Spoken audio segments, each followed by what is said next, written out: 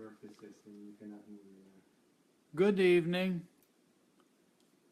Here is a little from Swami Rama, several parts, on perfecting the personality. Everyone is eager to know more about the path of spirituality. You long to know more, but there is actually a barrier that you create for yourselves, and that barrier is practice. You do not practice what you already know. You really do not need to know many things, but you definitely need to practice what you know. It is a sad thing to tell you, but I have not really learned anything new since I grew up. That which I learned in my childhood is what I have been practicing. It is the same with most of you. The basic knowledge that is imparted by your parents, schools, and universities still remains unpracticed. You do not practice what you know, but you should begin to do that so that your personality can be modified and developed. As we discussed earlier, the word personality comes from its Greek root persona, or mask. The Greeks used many masks in their theater. You all have and wear many masks. But who made those masks for you? They were not created by your society, culture, religion, or providence. You chose them. You are what you are. This is your choice. You wanted to be the way you are, and that is how you have created yourself. So you should not blame others for your personality or its conflicts. Plato and other Western philosophers also held the principle that you are your own creation rather than the result of what God or Providence wants you to be. When you suffer, you sometimes think that your suffering is due to God, but that is a poor philosophy because God never wants anyone to suffer.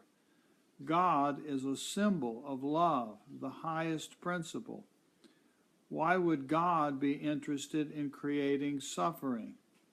Rather, it is your own actions that make you suffer. Your actions can be divided into three classes: past, present, and future. To understand these three types of action, imagine someone carrying a quiver of arrows on his shoulder. There is one set of arrows that he has already sent toward the target. They are the actions of the past. Those arrows that he is holding in his hands are the present actions, and those arrows still in his quiver are the future actions. Perhaps you are not happy with some event from your past. Perhaps you expected too much of yourself. Then you condemn yourself by thinking that you have not done enough, and you constantly repeat the thought that your past actions were not healthy or good. Thus, you have created a habit of condemning yourself, which creates negativity in your mind. But the present and future actions are still completely in your hands, and that is where you should focus your mind. You have the power to change the destiny of your life. You have the power to change your personality. You have the power to mold the entire stream of your life, to give a new direction to your life.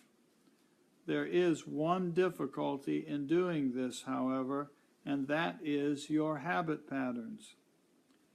Your personality is a particular character woven by your habit patterns.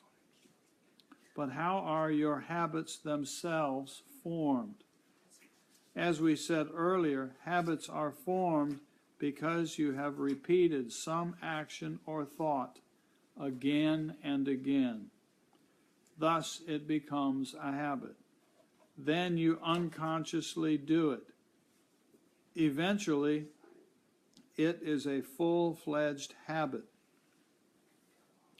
When you understand that all your habits are formed by the simple process of repeating some action or thought again and again, then you can learn another process, that of undoing and changing your habits, perfecting the personality.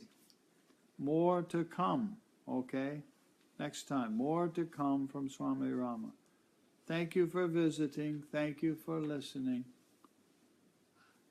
Bye-bye.